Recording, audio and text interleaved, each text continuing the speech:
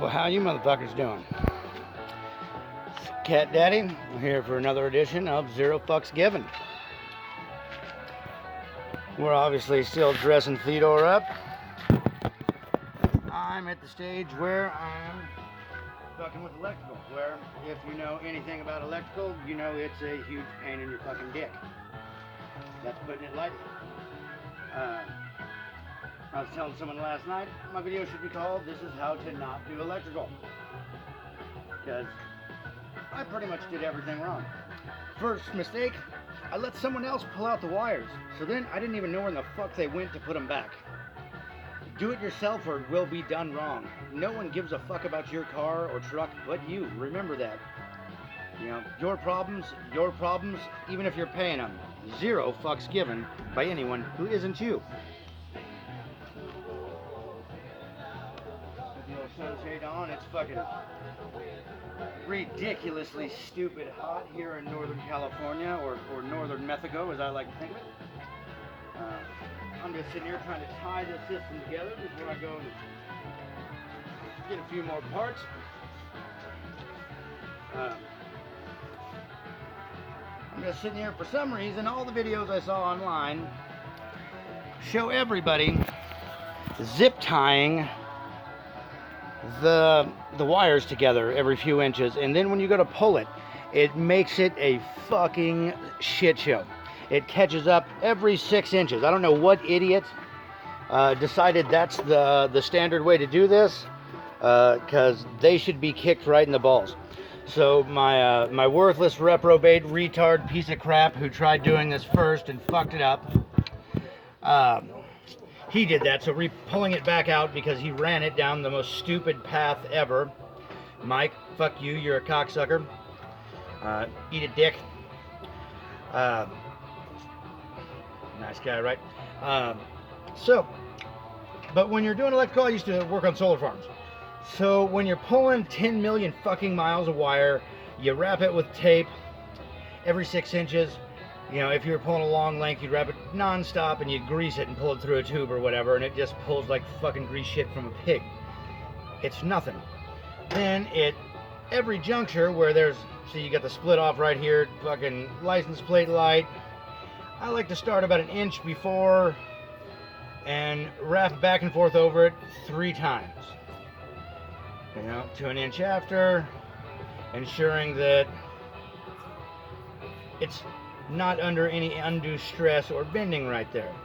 I'll also be sheathing this stuff in this corrugated heat-resistant tube, or as I like to think of it, budget-friendly French tickler for small cocks, pencil ones. So right here I was covering the split in the wire. Okay, now the other thing with that, all the videos I watched, which they fucking gave me like no information, most of them, and sucked absolute dick. Thank you guys for eating up my bandwidth and wasting my time by assuming people know a lot more than they do. I'm a welder fabricator and not much of a mechanic. That's the point of this truck. But I'm fucking mostly colorblind. Doing electrical is a huge pain in the dick if you have trouble seeing colors. Yeah, who'd have thought, right? So, slower than shit. I've done everything wrong. Had to run it, rerun it. I mean, it was fucking done wrong by my friend who fucking, sabotaged me all the way along. Once again, fuck you, Mike. Old people suck, people. Remember? Never forget. It's just a fact of life. Where was I besides talking shit? Doesn't matter. Shit talking was the important part. So I'm going to compile a list at the end of this, all the materials it took me to do this fucking truck. Because I was thinking about it, I keep having to go back to the store and buy, more tape. It takes you about fucking 20 rolls of tape to do it. Okay, so here's the other thing, that at each juncture right here, I took and I wrap each splice or each connection with some red tape. Okay, and so when this goes to the conduit again, I'll wrap some more red tape right around the outside. Because smart thing, every video that I saw said, oh, the connections are where the fails are. So it's like, well, I don't want to have to rip this whole thing out looking for connections because it's all tubed up, taped up, taken care of, looking good. So I'm making sure I can just crawl under there and be like, oh, there's a connection. Check those areas first. That's the most likely point for a problem. Make it easy to troubleshoot them, because we all know troubleshooting is a pain in the dick.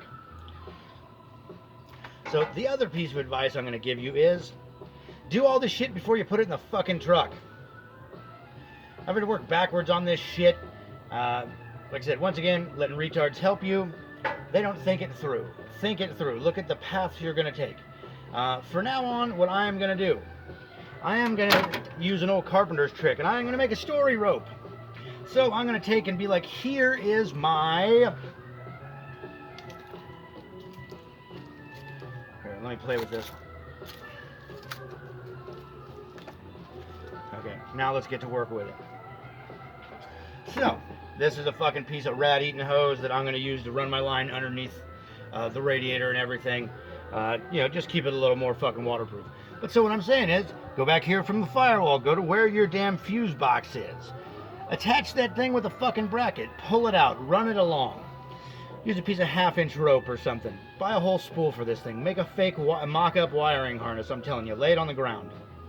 So you come over here, you're like, oh, here's the horn wire. This is where this is gonna this is where this will break off at. Right horn. Okay, then put a dotted line for actually how much extra wire you need at that point. Okay, then we're like, oh, I'm gonna run under the radiator and over here. So you go over here and it's like, oh, here's the headlight, here's this light, here's this. Like, oh shit, I didn't pay attention, ran all the wires, and then realized, oh fuck, my turn signals are in the damn hood. So I had to pull all this shit back out, fucking wire the hood. You know, and then I wired the hood up and I was like, shit, I still need to take the fucking hood off so I can sand it and paint it too.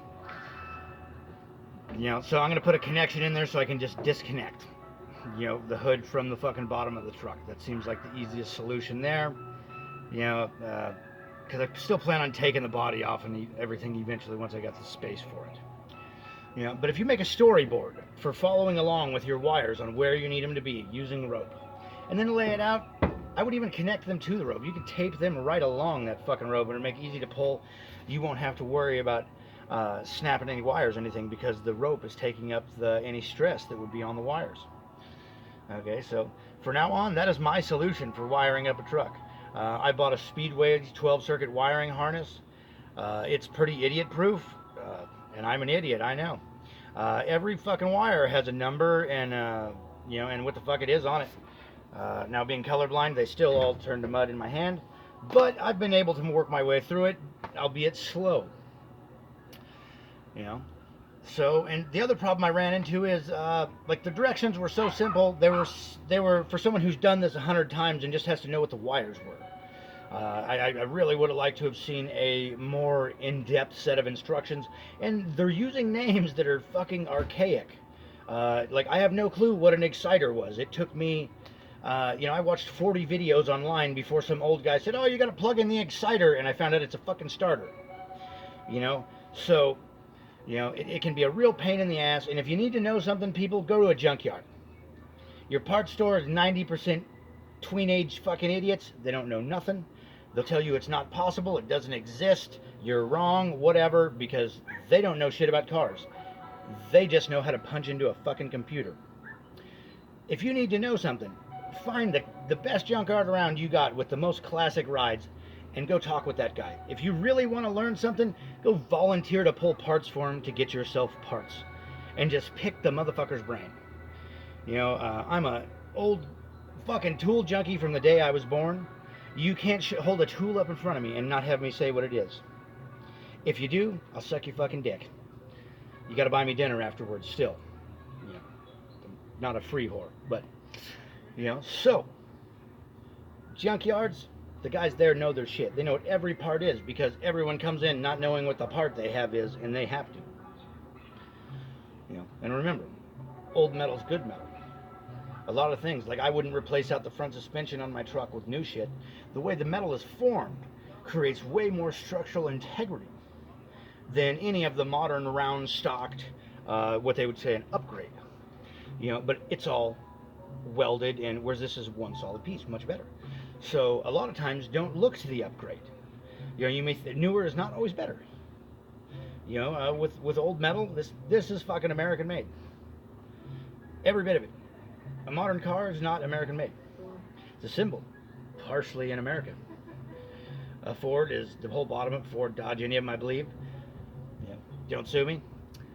But they're all whole bottom of it. Everything's assembled in Mexico or Canada. NAFTA shipped all the jobs away. Detroit will tell you that much. You know, and so it's just put together here. So you get underneath, it's metric, it's fucking made weird. You know, working with classic iron, you don't have to worry about any of that shit. It's just good quality American steel, which was the best fucking steel ever made. Yeah.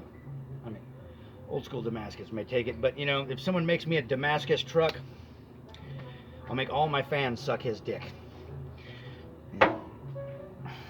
So, I got a big fucking mess in here to take care of still. So, I'm gonna get back to work. You motherfuckers do the same thing. Have a nice day.